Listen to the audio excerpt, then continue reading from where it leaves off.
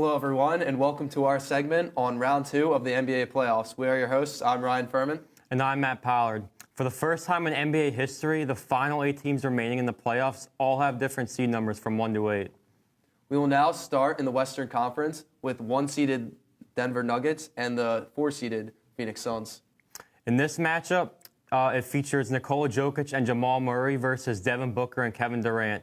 The series is currently tied 2-2, with both teams winning both of their home games. Game 5 will be tonight, a little bit after the show ends. Jokic of the Nuggets and MVP runner-up scored a 53-point game in Game 4, which is his and the Nuggets' franchise high in points in a playoff game, yet Denver still came short.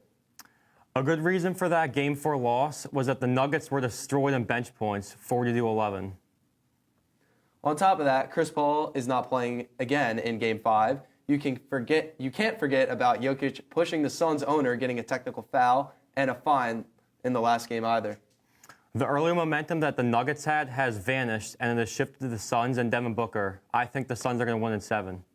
The Suns are really showing up. Suns are going to force a Game 7, but I do not see Nikola Jokic losing on his home court and the Nuggets in 7.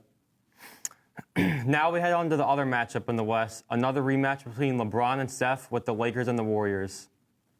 Yes, and as we all know, these two have faced off several different times in the playoffs over the years, most notably in the NBA Finals for 4 consecutive years from 2015 to 2018. The Lakers are up 3-1, having received strong efforts from LeBron James, Anthony Davis, and even Lonnie Walker, who came up big by scoring 15 points for the Lakers in the fourth quarter of Game 4. The Warriors have been absolutely dreadful from the three-point line in the past few games, as they have shot under 30% in both. While Steph Curry has and always will be solid, Klay Thompson and Jordan Poole have simply gone cold. The Warriors did very poor this season on the road. That's why I think that the Lakers will win the series in 6 games. I think that the Warriors will win Game 5 back in Golden State, but I think the Lakers are going to close out the series in 6 games when the series goes back to LA. Moving on to the Eastern Conference, we have the surprising matchup between the Miami Heat and the New York Knicks. The Heat have been dominant in this series so far, winning 3 out of the first 4 games, and they've been led by their superstar Jimmy Butler, who has been nothing short of tremendous in these playoffs so far. Key players Tyler Herro and Victor Oladipo battling injuries, but still guys like Bam Adebayo and Max Strus have been helping Miami thus far in their second-round series. My key takeaway from the game last night was the offensive rebounds, where the Heat were able to get 13 of them. Jalen Brunson is just not enough for the Knicks, even when he put up 32 points in Game 5. Knicks' keys are stopping Jimmy Butler and rebounding. The Heat have too much momentum, so Heat in 5.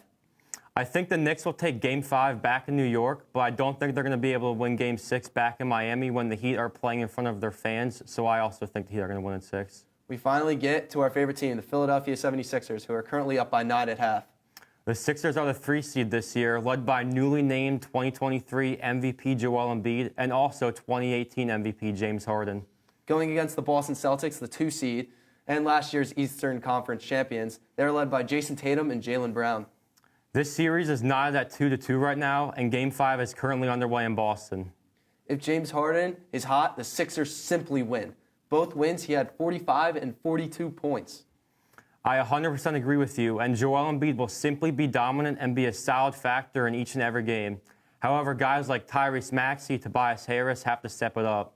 Jaylen Brown is a problem, even more than Jason Tatum during the series. However, the Celtics are the first highest scoring offense during these playoffs, and all of their guys are able to score the basketball. Whether it's Al Horford, Marcus Smart, Derek White, Malcolm Brogdon, or even Grant Williams. What are your predictions for the rest of the series, Matt? Personally, I believe the Sixers are going to be able to capitalize on Boston's mistakes, and they'll win the series in 6 games. I will actually be in Philly at the Wells Fargo Center for Game 6, where I was able to see Game 4 also, which was a thrilling overtime win. I really think Boston is scary, and I believe that whoever makes it out of the series will win the NBA Finals. However, I really do not like Boston, and when you have James Harden playing for a superfan, Michigan State shooting survivor John Howe might be biased, but the Sixers in 7. Let's get it to Tyler.